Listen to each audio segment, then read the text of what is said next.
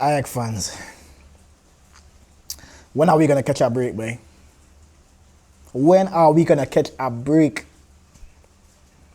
It's been 5 straight home derbies. We can't win one.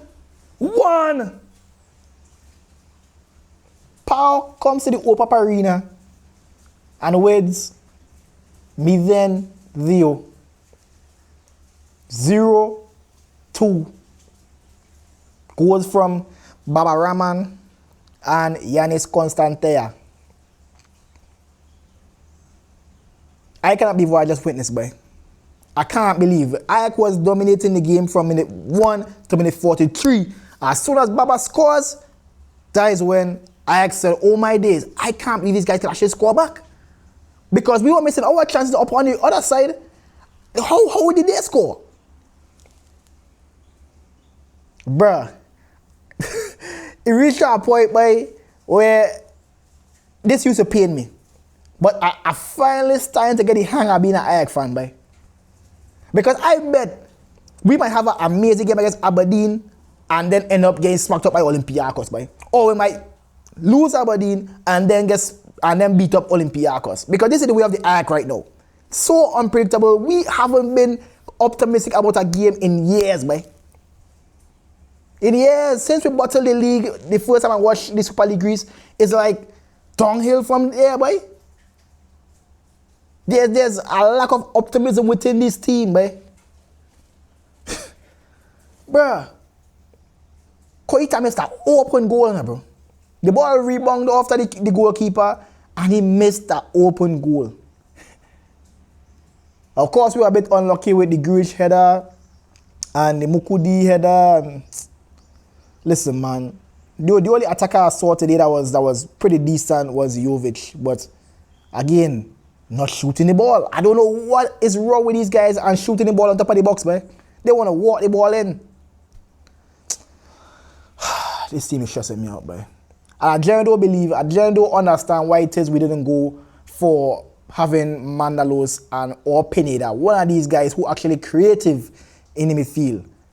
João Mario, he looked a bit off, man. He was pressing really well, but the attacking prowess and the creativity just wasn't there, man. And Juric, he just a bit rigid, man.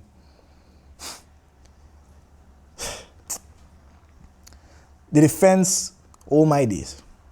Now, of course, we're talking about the defense. We have to talk about the 2 goals that were conceded.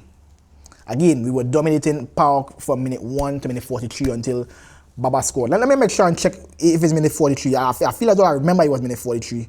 Let me check. Okay. Well, I was at minute 43. That when the goal went in, I think they actually confirmed the goal around minute 45. So a ball came in, and then after it went out back onto the wing, I think Zivkovic crossed the ball. No one in the center back positions think to pick up Baba. Because they believe that, yeah, he coming from so far, so he can never be offside. He can never be onside. Back at the net. He scores. The most easiest goal ever seen in the world, boy. Just right on his head, nobody marking him. Free as a bird. Goal. And then,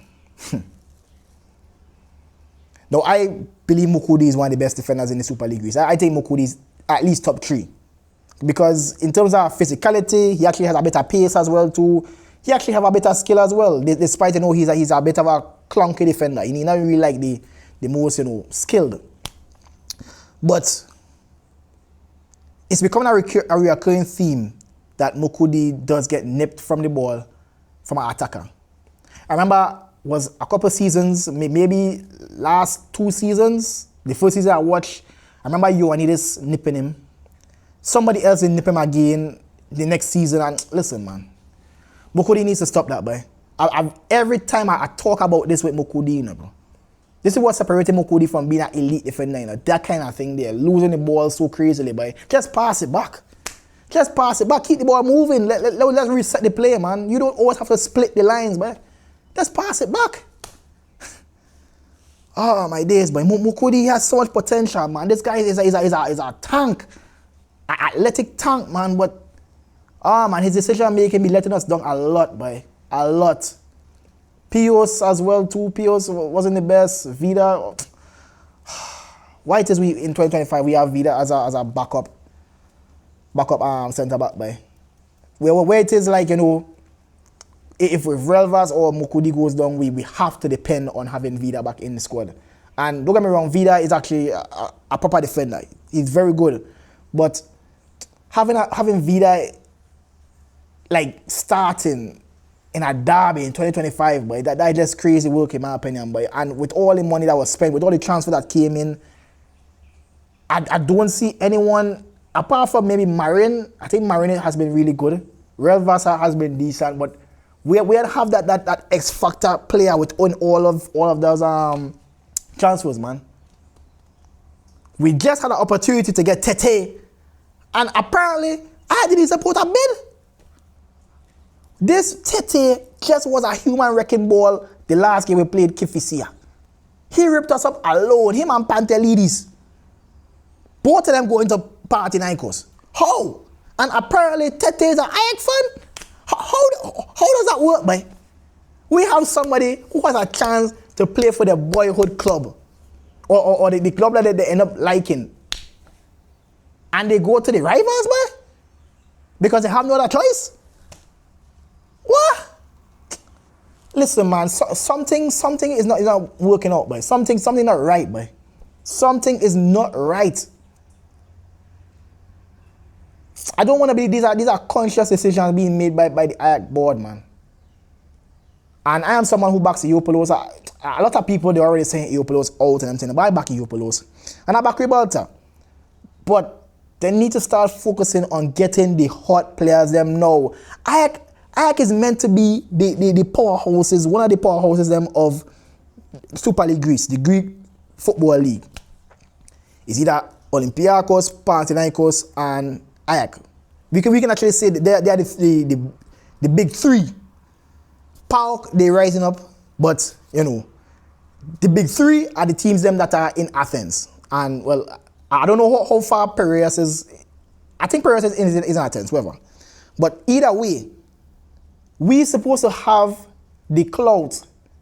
We're supposed to have the gumption to get the best players them within the league. We're supposed to be picking.